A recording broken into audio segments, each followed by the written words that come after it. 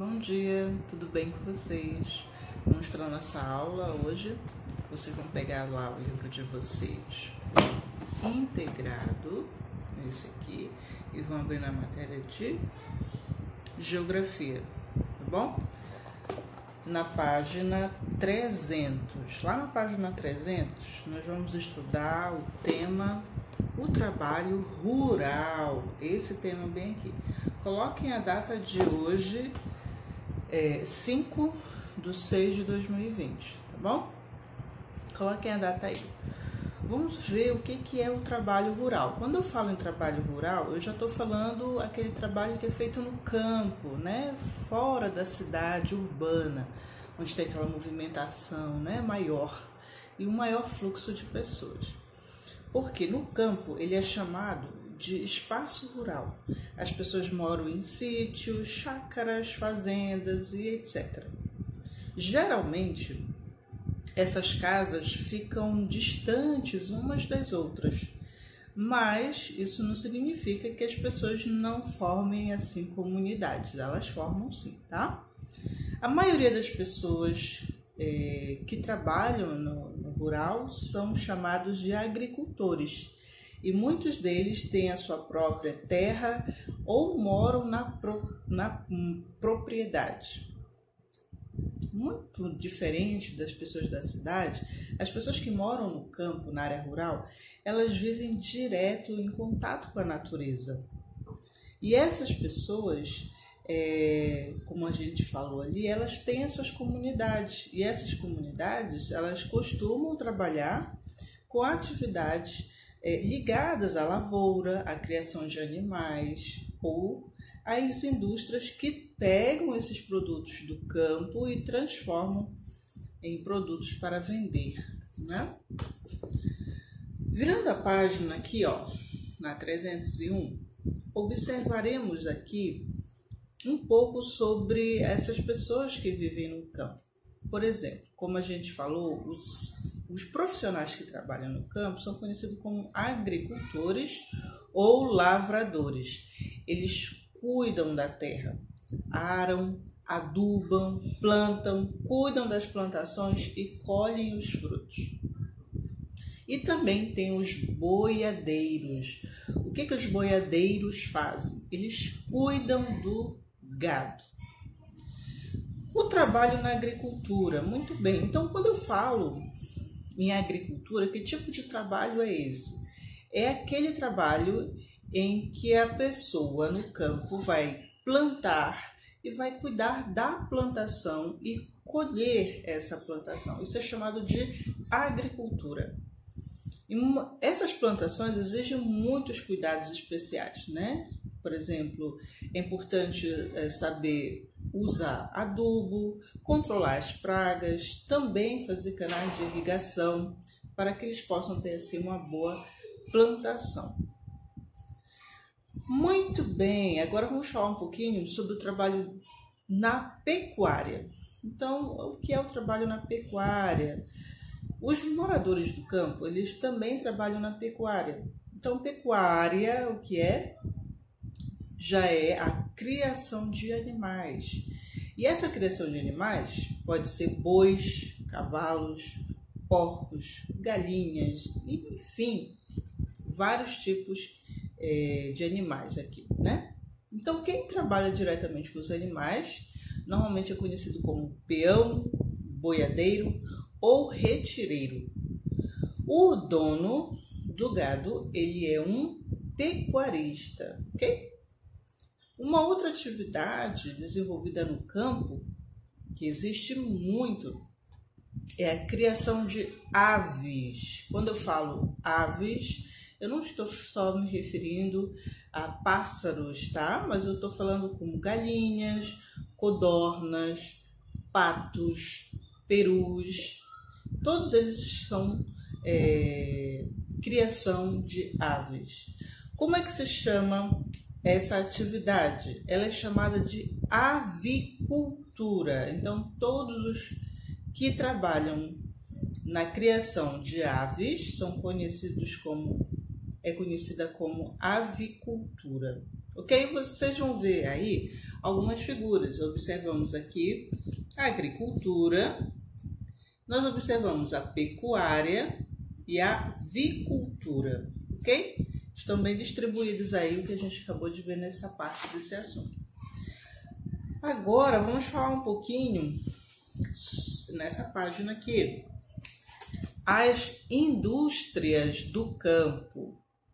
Muitos produtos do campo são utilizados para a fabricação de outros, que se transformam em produtos industrializados. E há muitas indústrias instaladas também nas áreas rurais.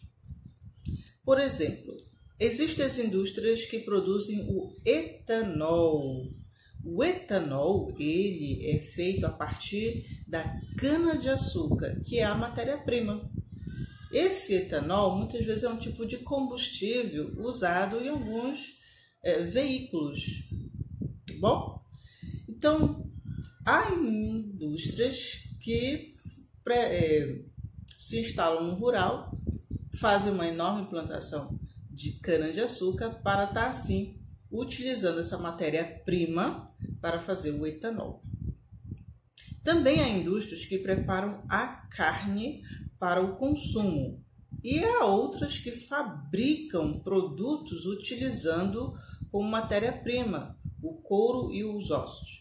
Então existem fábricas que usam a carne do animal e existem aqueles que também utilizam o couro e os ossos de animais para fazer matéria-prima, para ser também assim vendido como um outro produto.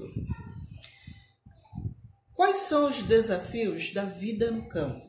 Bom, as pessoas que dependem das atividades agrícolas para viver, elas precisam aprender a lidar com variações do clima. Às vezes pode ser grande chuva ou uma grande seca, o que faz com que eles possam perder assim toda a plantação.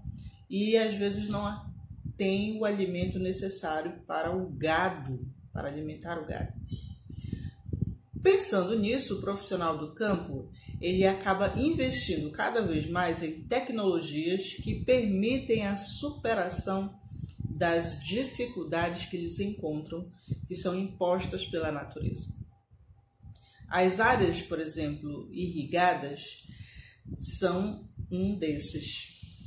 Por exemplo, áreas em que as chuvas não são suficientes para o plantio, elas são regadas por meio de modernos sistemas maquinários, o que faz com que eles abasteçam essa água da chuva para depois assim, estarem utilizando para a irrigação das plantações. Isso acontece muito em lugares onde há muita seca, ok? Esse foi o assunto de hoje. Agora nós vamos para a atividade. Nossa atividade de hoje ela é um pouquinho longa. Nós temos aí algumas questões para fazer, mas não são difíceis. Eu vou explicar uma por uma.